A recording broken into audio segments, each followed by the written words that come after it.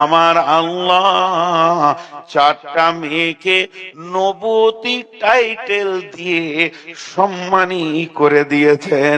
সেই চারটা মেয়েকে, একটা হলো হাওয়া আলাইহিস সালাম, দুইটা হলো আসিয়া আলাইহিস সালাম, তিন নম্বর হলো মারিয়াম আলাইহিস সালাম, আর চার নম্বর হলো হাজেরা আলাইহিস সালাম।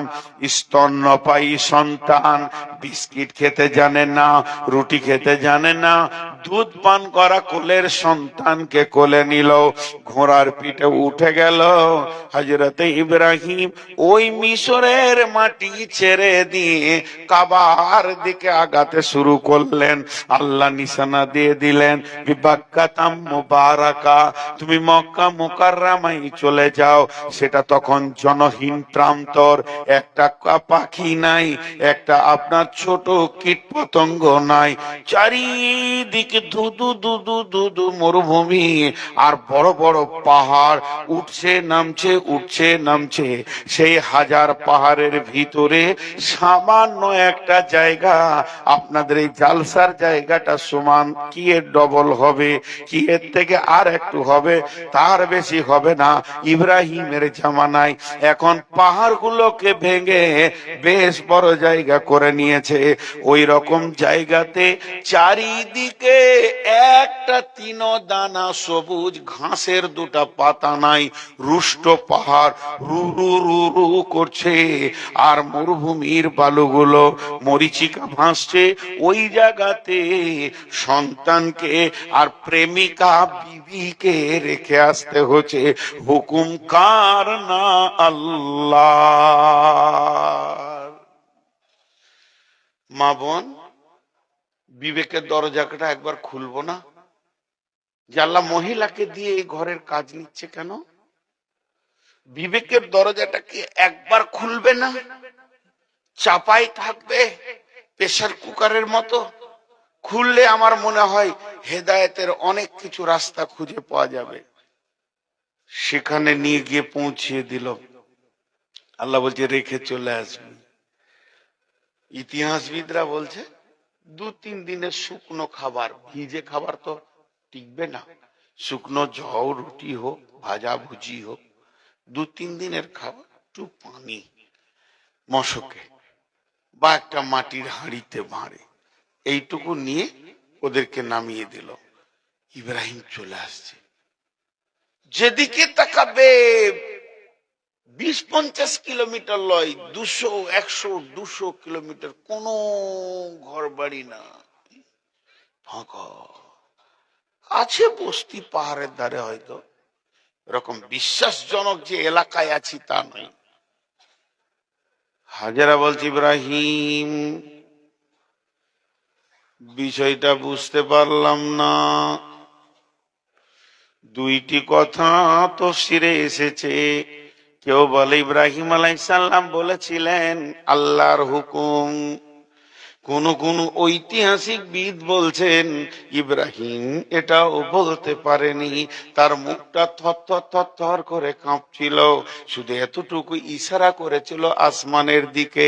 হাজেরা সঙ্গে সঙ্গে বললেন, ও ইব্রাহিম, আমার রব বিশ্বে কোটি কোটি মেয়ের ভিতরে আমাকে পছন্দ করে নিয়েছেন তার বান্দি হিসেবে, তবে নিশ্চয়ই তিনি তার ব্যবস্থা করেছেন বলে নিয়েছেন। আপনি নিশ্চিন্তে চলে যান। ইব্রাহিম ঘোড়াতে উঠলো, পাহাড়ের প্রাতদেশে উঠছে, একবার তাকাচ্ছে আবার উঠছে, আবার তাকাচ্ছে আবার উঠছে, স্ত্রী পুত্রকে দেখছে আবার উঠছে। উঠতে উঠতে পাহাড়ে চূড়ায় উঠে গেল, এবার ঢালে নামবে। যেই নামতে শুরু করেছে আর একবার দেখে নিল, খানিকটা যেই নেমে গেল আর দেখা যায় না, আড়াল হয়ে গেল। যখনই আড়াল হয়ে গেল, ইব্রাহিমের হাত থেকে লাগামটা ছাড়া গেল, লাগাম পড়ে গেল, হাত দুটি আসমানে উঠে গেল। রব্বানা মাবুদ রে, যেখানে ওই মা বেটাকে দুই প্রাণীকে রেখে এলাম, জায়গাটা জনহীন প্রান্তর, কেউ নাই, একটা ছোট্ট শিশু আর একজন মহিলা, সে তো পুরুষ নয়।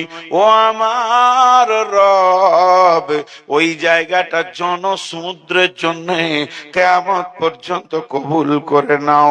দ্বিতীয় দোয়া করলেন, হে আমার রব, তাদের কাছে মুষ্টিমে এক দুদিনের খাবার রেখে এসেছি, তার থেকে বেশি খাবার তো নাই। ও আমার মাবুদ, পৃথিবীর বিশ্বের সারা দামি খাবারগুলো তাদের কাছে পৌঁছে দাও। তিন নম্বর দোয়া করলেন, হে আমার রব, আমার বংশের বাতি একটা, ইসমাইল, ইসমাইল মারা গেলে আমার ইব্রাহিমের পরিচয় পৃথিবীতে থাকবে না, অতএব আমার ইসমাইলের পরিচয়টা পৃথিবীর বুকে রেখে দেন। তিনখানাই দোয়া কবুল হয়ে গেছি, তিনখানা দোয়া কবুল হয়ে গেছে। কেউ ছিল না আজকে সেখানে, সব সময় লোক আছে না নাই? বলেন আছে না নাই? হ্যাঁ, সব সময়। হজের সময় রাত 1:30টায় গেছি, হাজরা আসওয়াদে চুমো দেবো, ফাঁকা পাবো, এখন সব হাজিরা ঘুমিয়ে গিয়েছে। রাত যখন 1:30টা, তখন হাজরে আসওয়াদে পাথরে চুম দিতে গেছি হজের সময়, তো দেখছি দিনের থেকে ডেড়া ভিড়। একটা পুলিশকে শুধেছি, এত ভিড় কেন? তো বলছি তুমি এলে কেন? ফের আমাকে বলছে তুমি এলে কেন? বলে পাথরে চুমা দিতে, ওই ধান্দাতে সবাই আছে। যত রাত তত ভিড়, সমান ভিড় লেগে আছে। আল্লাহ কবুল করে নিয়েছে। প্রথম দোয়া কবুল হয়ে গেল, জনহীন জনসমুদ্র হয়ে গেল কিয়ামত পর্যন্ত। দ্বিতীয় দোয়া, পৃথিবীর যত দামি খাবার মক্কাতে পাবেন, ওর থেকে দামি খাবার আর পৃথিবীর কোথাও পাবেন না। চ্যালেঞ্জ, আপনার এই গাছটাতে যদি আশ্চর্য একটা আম তৈরি হয়, ওটা আগে মক্কায় পৌঁছাবে, এটা আল্লাহর ফায়সালা। ইব্রাহিম দোয়া করে গেছে, দামি দামি ফল। এখানে আপেল কি খাবেন? এখানে আপেল খেতে গেলে সাবধান না হলেও চলবে, আর ওখানে আপেল খেতে গেলে সাবধান হতো, চাপ মেরে দেবেন তো গড় গড় করে দাড়ি ভিজে নিচে পড়বে। সেই মালটা ওখানে পৌঁছে যায়। আচ্ছা, আমার এই টেবিলে আপেল আছে, আঙ্গুর আছে, বিরিয়ানি আছে, মাছ মাংস আছে, মুরগির মাংস আছে, খাসির মাংস আছে। আপনারা এতগুলো লোক দেখছেন, কেউ চাবেন? দেন, চাবেন? লোভ তো আছে মানুষের, একটা থাকবেই, লালসা লাগবে, কিন্তু চাইতে পারবেন মুখ ফুটে? আরে কথা বলে না। আমার গাড়িতে আপেল আছে, চাইতে পারবেন? একটা দেন। কিন্তু যদি বলি গাড়িতে এক বোতল জমজম আছে, সবাই পেছনে লাইন লাগাবে, কেউ লজ্জা করবে না, করবে? বলছে একটু দেন না, বলছে একটু দেন, একটু দেন। ভাত মুড়ি চাইবে না। কি লোভনীয় খাবার মক্কার মধ্যে আল্লাহ রেখেছেন, সারা বিশ্ব ভিখারির মতো চাই, চাই না? যদি বলে দিই যে এই বোতলের পানিটা জমজম, তা ওইখান থেকে একজন বলবে আর খেয়েন না, বাকিটা রাখেন, আমি কলের পানি এনে দিচ্ছি। হ্যাঁ, তো লোভনীয় খাবার। দ্বিতীয় দোয়া কবুল হয়ে গেল। নাম্বার 3, ইসমাইলের নামটা আল্লাহ তুমি রেখে দাও। এর জন্য আল্লাহ তাবারাক ওয়া তাআলা ইসমাইলের বংশ থেকে নবী মুহাম্মদুর রাসূলুল্লাহ সাল্লাল্লাহু আলাইহি ওয়াসাল্লামকে নিয়ে নিলেন।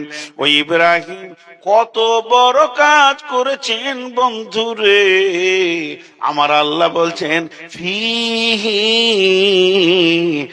আয়াতুম মাকাম ইব্রাহিমা।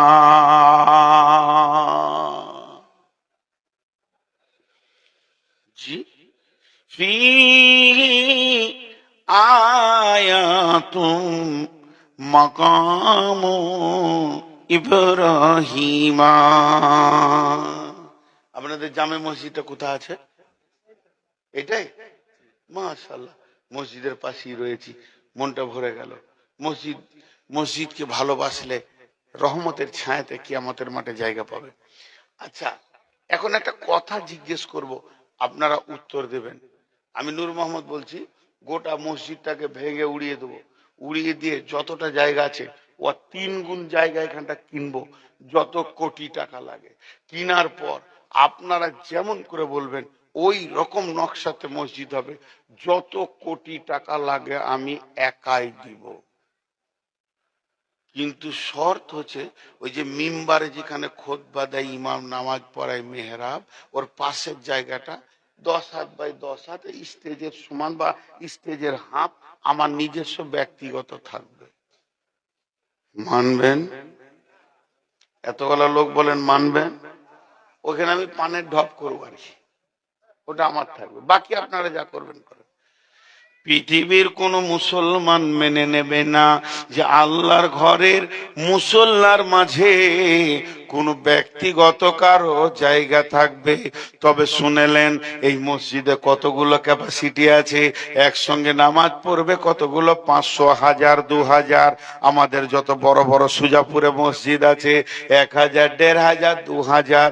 কিন্তু মদিনার মসজিদে 30 লাখ পর্যন্ত নামাজ পড়তে পারবে। কেউ বলেছে ভিতরে 10 লাখ, বাইরে চত্বরে 20 লাখ, 30 লাখ, এতটা ক্যাপাসিটি আছে। আর কাবা শরীফে ইমাম সাহেব যেখানে নামাজ পড়ান, কাবা শরীফে ইমাম সাহেব যেখানে নামাজ পড়ান, ওইটাতে গোল করে নামাজ হয়। নামাজ হতে হতে ওই গোল দাগটা কত দূর গেছে, রোডের ওপরে দাগ মেরে দিয়েছে, দোকানের গা ধরে দাগ দিয়ে দিয়েছে। যতটা চত্বর আছে বর্তমানে ইঞ্জিনিয়াররা বলছে একসঙ্গে 1.5 কোটি লোক নামাজ পড়তে পারবে।